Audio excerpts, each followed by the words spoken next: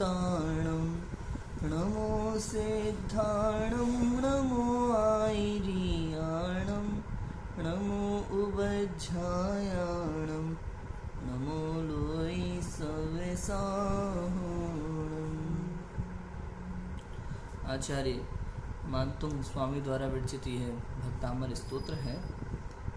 15वां श्लोक का अर्थ हमें आज देखना है कि कैसी स्थिरता है अपने अंतर में जिनेंद्र परमात्मा की, अचल मेरु के समान उनकी स्थिरता है।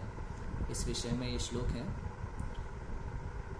आराम से हम पढ़ते हैं, फिर इसका अर्थ देखेंगे।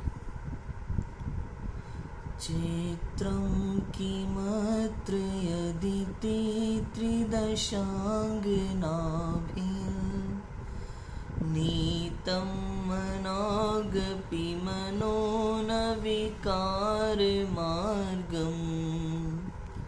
कल्पान्तकालमरुताचलिताचलेन किं मन्दराद्रिशिखरं चलितं कदाचित्। क्या लिखा है?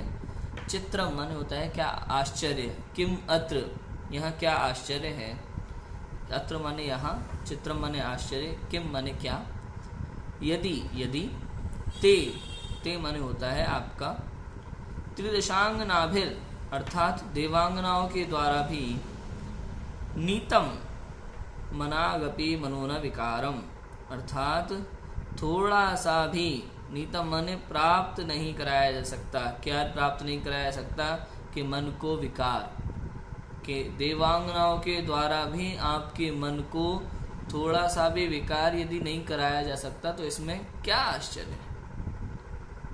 कल्पांत काल मरुता चलिता चलेना, कल्पांत काल माने प्रलय काल की पवने, मरुता माने पवने हवा, चलिता चलेना, चलिता चलेना अर्थात पर्वतों को भी चलायमान कर देने वाली, पर्वतों को भी हिला देने वाली।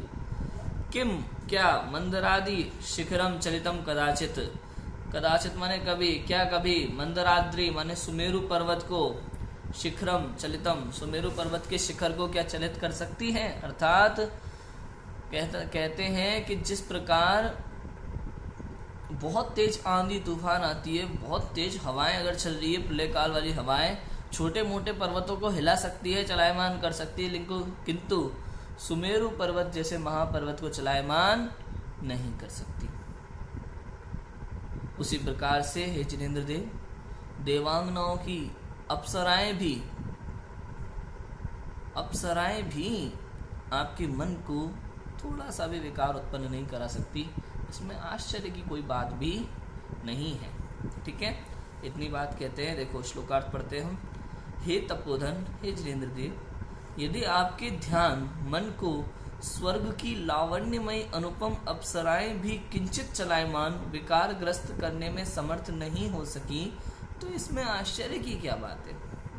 क्योंकि प्रलय काल की तेज आंधी भी छोटे मोटे पर्वतों को भले कंपायमान कर दे, चलायमान कर दे, परंतु क्या सुमेरु जैसे विशालकाय पर्वत की चोटी को भी चलायमान करने की शक्ति उसमें है? अर्थात कभी नहीं, कभी नहीं, कोई नहीं चलायमान कर सकता। पूर्ण वितरागी है ना, तो जो अपने अंतर में रहता है उसे बाहर क्या हो रहा है उसे फर्क नहीं पड़ता। जिनेंद्र देव कैसे हैं? पर को जानकर भी पर से अप्रभावी हैं। जानने में तो सब आता है क्योंकि ज्ञान की शक्ति है, ज्ञान गुण की ऐसी शक्ति है कि लोकालोक को एक साथ एक समय में जानता है स्पष्ट रूप से, किंतु अंदर में विकार का भाव नहीं है, पर द्रव्य को ग्रहण करने का भाव उनके अंदर में नहीं है।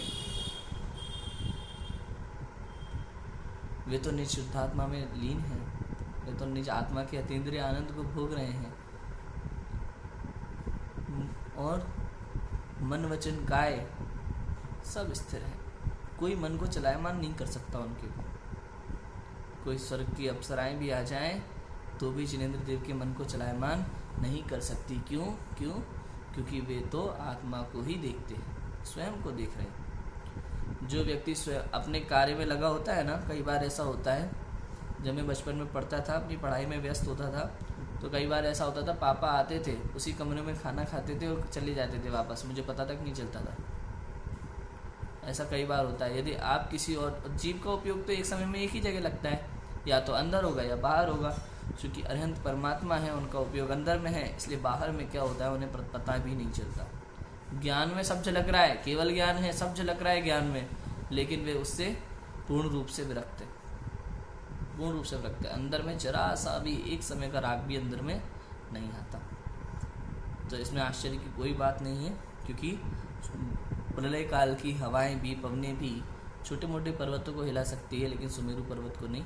उसी प्रकार से स्वर्ग की अप्सराएं भी आपके मन को चलायमान करने में समर्थ नहीं है। इस तरह की बात यहाँ श्लोक नंबर 15 में कही। अचल मेरु से स्थिरता है उनकी, जिनेंद्र देव की। अब आगे 16वें नंबर का श्लोक आएगा, जिसकी चर्चा अपन करेंगे। अभी की बात को विराम लेते हैं। ओम नमः सिद्धेभ्यो।